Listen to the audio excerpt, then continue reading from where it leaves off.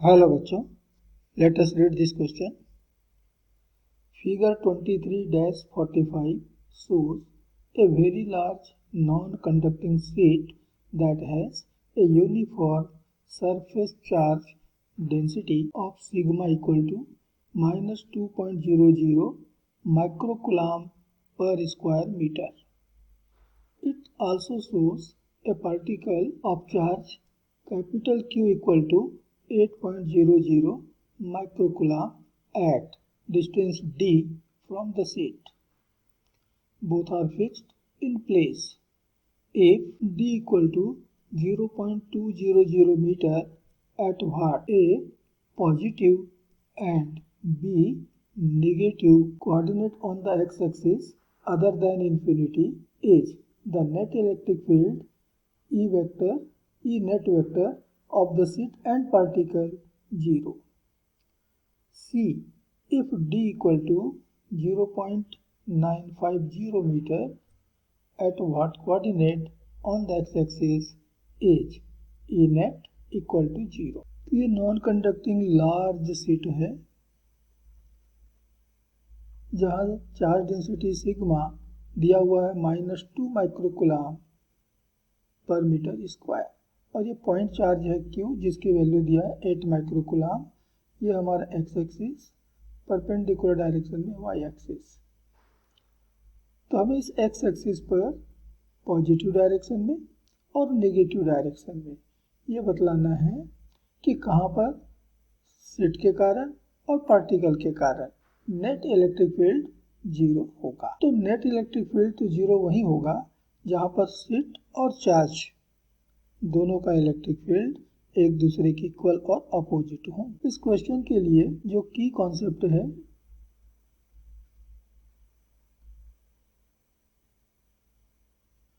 वह है Gauss's theorem.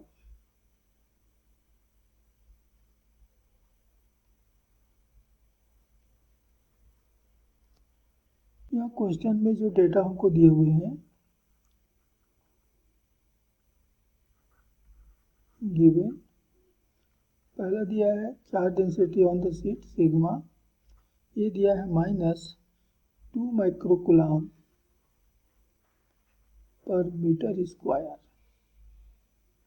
दूसरा दिया है पॉइंट चार्ज क्यू की वैल्यू 8 माइक्रोकुलाम और तीसरी डाटा दी हुई है स्मॉल डी इक्वल टू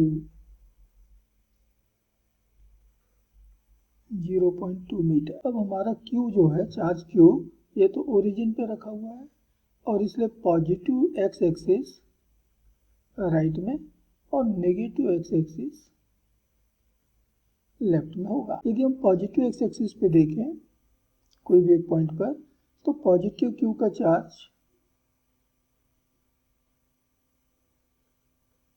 इसको हम E1 कहें और ये नेगेटिवली चार्ज जो शीट है जहाँ पर कि चार्ज डेंसिटी माइनस सिग्मा है इसका इलेक्ट्रिक फील्ड उसी की तरफ होगा. हमें मालूम है कि पॉजिटिव चार्ज का फील्ड उससे दूर और नेगेटिव चार्ज का फील्ड उसकी तरफ होता है. तो यहाँ हमें दोनों एक दूसरे के इक्वल और अपोजिट तो मिल रहे हैं और यदि अपोजिट तो मिल रहे हैं, अब यदि ये इक्वल भी हो जाए, यदि इक्वल भी हो जाए तो वहीं हमको मिलेगा नेट इलेक्ट्रिक फील्ड 0. तो चलिए मान लेते हैं कि ये एक्स एक्सिस पर एक्स डिस्टेंस पर ये मिल रहा है जहाँ पर कि E1 और E2 0 है. तो हम पहला पार्ट ले रहे हैं कि let at a distance x in positive x axis E net is equal to 0. तो इसके लिए कंडीशन वही है कि E1 और E2 की मैग्नीट्यूड इक्वल होनी चाहिए, E1 बराबर E2. तो E1 तो कैपिटल Q ने प्रोड्यूस किया है, तो अकॉर्डिंग टू कूलॉम्स लॉ ये मिलता है 1/4πε0 Q अपॉन डिस्टेंस का स्क्वायर और ये डिस्टेंस हमने मान रखा है x. इज इक्वल टू एक large plane sheet, charge plane sheet के कारण जो फील्ड मिलता है वह होता है सिग्मा अपॉन 2 एप्सिलॉन जीरो। ये दोनों इक्वल हैं तो हमको मिलेगा एक्स ई नेट आपका जीरो। तो एप्सिलॉन जीरो तो दोनों तरफ से कैंसिल हो गया, तो यहाँ से मुझको X square is equal to मिल रहा है, ये 2 से इधर भी 4 को कैंसिल कर ले तो 2 आ गया। तो एक्स स्क्वायर बराबर मिल रहा है capital Q on 2 pi sigma and therefore X is equal to root Q pi sigma. तो क्यू की वैल्यू 8 माइक्रोकुलाम में है, 10 का पावर -6 अपॉन 2, पाई की वैल्यू 3.14 और सिग्मा की वैल्यू है 2। यहाँ केवल मैग्नीट्यूड ले रहे हैं, ये भी माइक्रो में है तो 10 का पावर -6, 10 का पावर -6 तो यहाँ से हो रहा है कैंसर। तो सॉल्व करने पर मिल रहा है X is equal to 0.8 metre. ये हो गया हमारे पार्ट ए का आंसर। अब हम नेगेटिव एक्स में आते हैं, अर्थात क्यू के लेफ्ट में और सीट और चार्ज के बीच में कोई पॉइंट देखें तो चार्ज क्यू का इलेक्ट्रिक फील्ड E1, ये चार्ज जैसे दूर वाली डायरेक्शन में, तो प्लेन सीट का इलेक्ट्रिक फील्ड E2 उसी की डायरेक्शन में, तो दोनों तो सेम डायरेक्शन में हो गए। इसका मतलब हुआ कि यहाँ पर नेट इलेक्ट्रिक फील्ड जीरो होने की कोई चांस नहीं है। ज़रा सीट से बाहर आए, नेगेटिव एक्स डायरेक्शन में ही है लेकिन हम सीट से भी बाहर आ जाते हैं, तो यहाँ जो इलेक्ट्रिक फील्ड बनेगा चार्ज क्यू का, ये तो हो गया E1 away from the charge, और प्लेन सीट के कारण जो फील्ड मिलेगा E2 टूवर्ड्स द सीट। फिर से हमको मिल रहा है एक दूसरे का अपोजिट फील्ड, और ये यदि मैग्नीट्यूड में इक्वल हो जाए तो वह नेट इलेक्ट्रिक फील्ड जीरो होगा। फिर से मान लेते हैं कि ये ओरिजिन से अर्थात हमारे चार्ज से x डिस्टेंस पर है। तो क्वेश्चन का part B, let at a distance x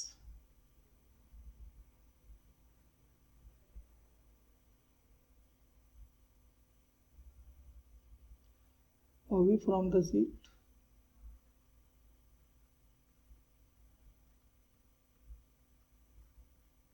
on negative x-axis E net is equal to 0। तो यहाँ भी हमको मिलना है E1 इक्वल टू E2। तो E1 तो हो गया चार्ज के कारण 1/4 pi epsilon 0 Q upon X square is equal to sigma upon 2 epsilon 0, क्योंकि प्लेन शीट के कारण जो फील्ड होता है वो डिस्टेंस पर डिपेंड करता नहीं, ये यूनिफॉर्म फील्ड बनाता है। तो इतना हो गया, और ये इक्वेशन तो बिल्कुल पहले के समान है, इसलिए सारे वैल्यू रख करके जब हम x के लिए इसको सॉल्व करेंगे तो फिर से हमको x मिलेगा 0.8 मीटर, और ये निगेटिव डायरेक्शन में है इसलिए -0.8 मीटर। तो क्वेश्चन का पार्ट सी ये कहता है कि d इक्वल टू 0.95 0 मीटर हो तब कहाँ होगा। तो मान लीजिए कि हमारा d जो है वो 0.95 मीटर के बराबर, अभी d जो है वो 0.2 मीटर था और इसलिए 0.8 मीटर अर्थात x जो है वो सीट के बाहर हो गया। लेकिन अब यदि ये d जो है ये 0.95 मीटर हो तो q से जो 0.8 मीटर का डिस्टेंस होगा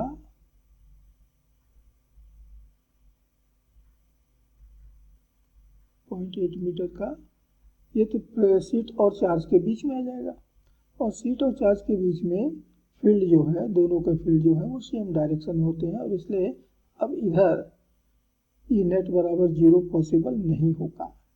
हाँ, लेकिन राइट हैंड साइड में ये अभी भी हमको मिलेगा 0.8 मीटर पर।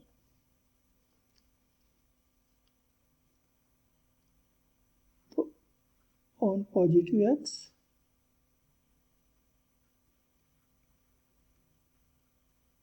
axis E net will be 0 at x is equal to 0.8 meter, but on negative x-axis there is no neutral point.